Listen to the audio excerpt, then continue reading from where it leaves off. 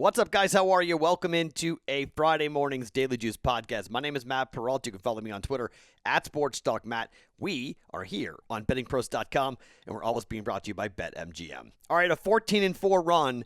You can't shake a stick at it. Another great night. We went 4-1 last night. We hit both player props in the Discord channel. We're now 15-6 officially on the Discord channel for our player props, and I hit 3 of my own, so I'm 18-6 on the player props. So you know what we're doing tonight, right?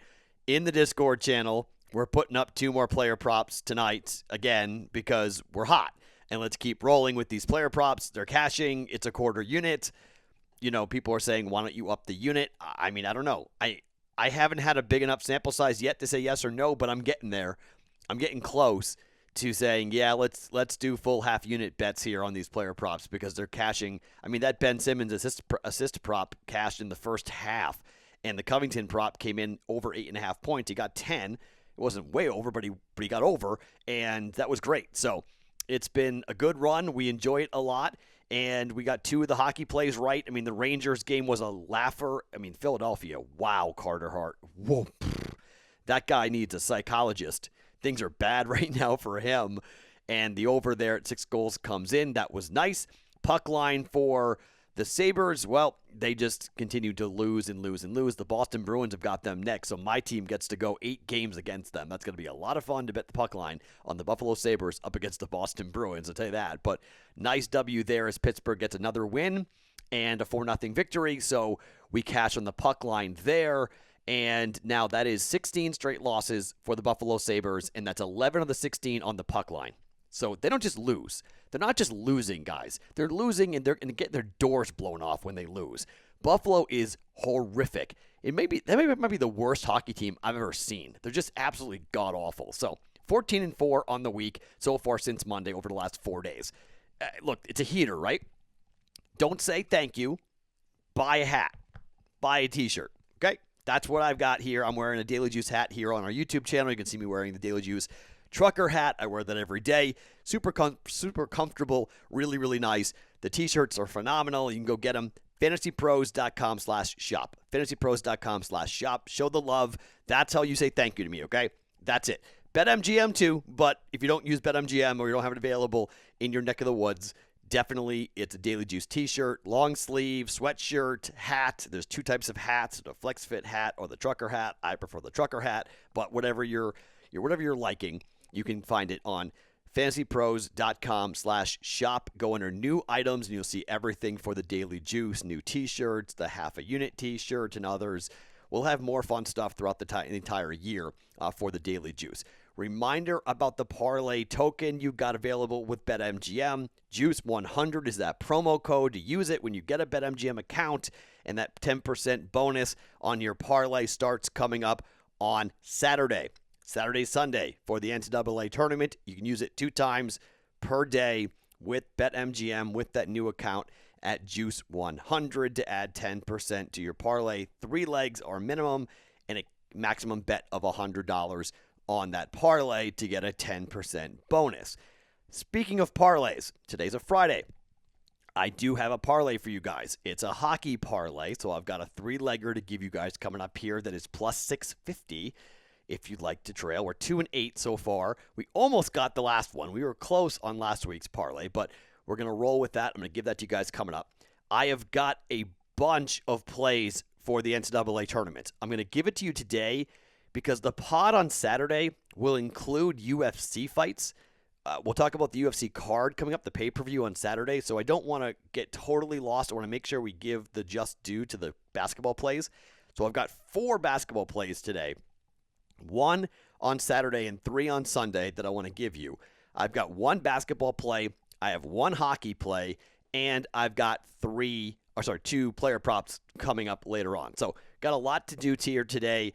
I'm not going to spend a ton of time on each pick. I'm just going to give it to you, give you a brief explanation, and then kind of move on to the next one. I don't want to spend a ton of time because I only want to go this for 15 minutes or so. I'm trying to keep it to about 15 minutes. All right, so let's start here talking about the college basketball games on Saturday.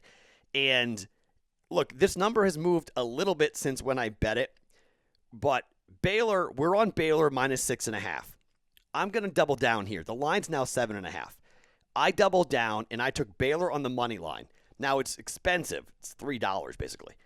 But if you parlay that with Loyola up against Oregon State, because I don't know what to do with Oregon State. I know a bunch of people who are on Oregon State, but the line keeps climbing.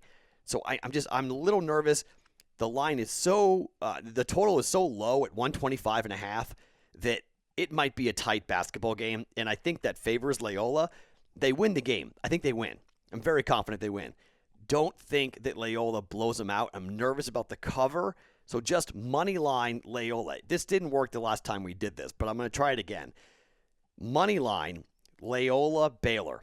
I got it at minus 123. I checked today. At most books, it's like minus 135. It's not too bad. It's a little expensive, but it's not too bad for what I think. I mean, Baylor's playing really well. Like I mentioned, I bet Baylor on the money line. On minus 6.5.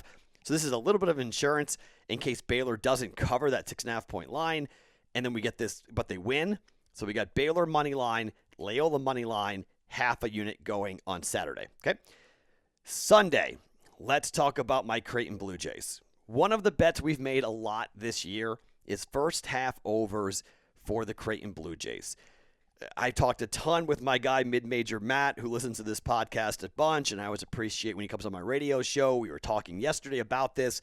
74.5 is the number that I found for this. Some books are at 75. Some are at 74.5. Shop around here. You've got Gonzaga's big offense and the Creighton Blue Jays knowing that they have to keep up. They've got to jack a lot of threes. I expect a lot of pace. I'm very concerned about the over in the second half, okay? I'm nervous this game slows down and bogs down a bunch, so I don't want to worry about a second half total here for these two teams, but I do think this game's going to be high scoring. I do think this game's going to be up and down. It's probably not going to be Oregon-Iowa-esque, but it's going to be somewhere in that same range, okay? Both these teams can play offense, two of the best offensive teams in the country, and the Jays know they got to come out and swing. They got to just throw down and jack threes. So they need Mitch Baylock to be hot. They need Marcus Zagorowski to go to work. Jalen Suggs is going to be unstoppable, unfortunately, and I think Timmy's going to have a field day up against the Creighton Blue Jays. Over 74.5 first half, minus 110 for this one for the Creighton Blue Jays and Gonzaga. First half. And for the game, I mentioned I thought the game might bog down in the second half. I think that benefits the Jays. This might be me being a homer. This might be me just buying into the idea that we haven't seen a line this large in a really long time. You don't see 13.5 point lines in the first half. In the Sweet 16 of the NCAA tournament. So what I thought about betting Gonzaga in the first half, but I went and watched and looked at the BYU and Gonzaga games. BYU gave Gonzaga some trouble. They played 3 times, okay? BYU and Gonzaga played 3 times. In the first matchup, the line was 17. They won by 17, Gonzaga. In the second matchup, the line was 11. They won by 11. In the third matchup, they were favored by 14, and they won by 10. Now, BYU's a funky team because of their size and their age, and they're just a different type of basketball team. But they shoot the 3, and they play up tempo like the Creighton Blue Jays do. They got a couple of bigs like the Blue Jays do. A couple of good guards like the Blue Jays do. I mean, there's some similarities here between BYU and Creighton. And look, I'm not saying Creighton wins. I'm just saying, can they keep it within 13.5 points? And my answer is yes. I'm taking the Jays plus 13.5 here to keep it close with Gonzaga on Sunday. Call me a homer, call me a schmuck, whatever you want to call me. I'm taking the points. It's a lot of points, and I think there's a backdoor opportunity there, much like what happened with the game against Oklahoma, where the line was 15.5 and they won by 16. I just read you the BYU numbers. This number is going to be tight. We're talking like 1 or 2 possessions. I'm going to go with the points here and say that Gonzaga doesn't cover against the Creighton Blue Jays. Could be dead wrong, but that's where I'm rolling, okay? So we're going Baylor Loyola money line minus 123, Creighton plus 13.5, over 74.5 in the first half for Creighton and Gonzaga, and one more college basketball play to get to, and then it's Florida State taking on a team that when you start to break down where we are right now for Michigan, this might be a stupid bet. Okay, and I was leaning this way, and then my guy Papa Bear came on my radio show, and he said, "Look, I'm all over Florida State plus 2.5." And I was leaning, and then he was like, both the points we were making about the length, Livers not being there, and Florida State has a stat that's insane. Like the last 10 times Florida State has played a team that's ranked, they're 10-0 against the spread. Like Leonard Hamilton's a phenomenal coach. Florida State's long, they're funky to play against, and I just think as they match up, Florida State can score 78 points per game. They score more than Michigan does, 76.8. Defensively, they're very similar, 65 points given up for Michigan, 68 points given up for Florida State. Scoring margin, 9 points to 11 points. Effective field goal percentage, 54.4 for Florida State, 55.2 for Michigan. The defensive prowess for Michigan's a little bit better, though. 44.5, that's number 6 in the country, but 45.9, that's 21st in the country for Florida State. Very similar. I think this is a barn burner one-possession game. I think Michigan, if they win this game, they win by 2. Florida State could very well win this game. I'll take the 2.5. It was 3 when it opened. There was a better number out there, but I'll take the Florida State plus 2.5 line here for this game, and this could be the game of the weekend. I think this is going to be a phenomenal basketball game. I cannot wait to see what's going to happen between these teams. Really looking forward to seeing what's going to happen between these two. It's interesting because I thought about a first half overplay on this one as well, because Florida State they score 38.1 points per game in the first half. That's 16th best in the country. And Michigan's 36.5 points per game. That's 43rd in the country. So I definitely was like, maybe we go with the first half overplay, much like we were doing with the Creighton Blue Jays. But I I said, all right, let's just hold on. And I'm not actually going to go down that road and not do that. But that's an extra bet if you want some more action. First half over, maybe a way that you want to run into it. By comparison, Gonzaga is number 1 in the country to first half points, 45.7, and the Creighton Blue Jays are number 34th at 37.1. So that's why we're going with the first half over for Gonzaga in Creighton. But that's another first half over that you might want to take a look at if you want to run some extra action with Florida State. In Michigan, first half over for those two. Okay, let me tell you about the one hockey play I'm making today. This is at FanDuel at 6.5. This is another one of these lines that I think we're catching FanDuel sleeping here a little bit. Most books were at 6, and you know how I feel about 6. I'm comfortable laying 6 over under because it's 6, and it's a good chance at a push. But FanDuel was at 6.5. So again, this number might crash and it may come way down. But at minus 134 for Devils Washington under 6.5, I think is a good play. The Devils to the under 3-0-1. Oh, sorry. The Devils are 6-1 to the under over their last 7 games. They are 4-0 in their last 4 games to the under on back-to-backs. These two teams just played last night, a 4-3 win for Washington. The under is 3-0-1 for the Capitals over their last 4 overall, and 3-0-1 to the over the last 4. This is not including tonight for last night. So they'd probably be 3-1-1 because I believe the over would have hit because 7 goals got scored last night. So yeah, the over would have hit in that game. It was a 4-3 win. So this is not include, these numbers don't include last night. But I think on a back-to-back, the chances of a hot goaltender in tired legs are good, pretty high. And I think 6.5 is a good number to go ahead and run with the under. So we're going Devils, Capitals, under 6.5 goals at minus 134. FanDuel's got that. You can play the under 6 as well and have a good shot at getting a push here. Although these teams have played now 5 times. 4-3, 5-2, 3-2, 5-4, 4-3. So only one time did they score less than 6 goals over the 5 games, but I do think this is going to be the time. And the only other time they played back-to-backs, it was a 3-2 win for the Capitals, and that's when the under hit. This is the same situation. The first game was 5-2, second game 3-2, under hit. 4-3 last night, and tonight, back-to-back, under. We'll see 6.5. We're playing the under with the Devils and the Capitals. And then one play for that half a unit that's hanging out there, the Boston Celtics and the Milwaukee Bucks. I choked on this 2 days ago. Boston is 8-3 to the over when they are dogs on the road.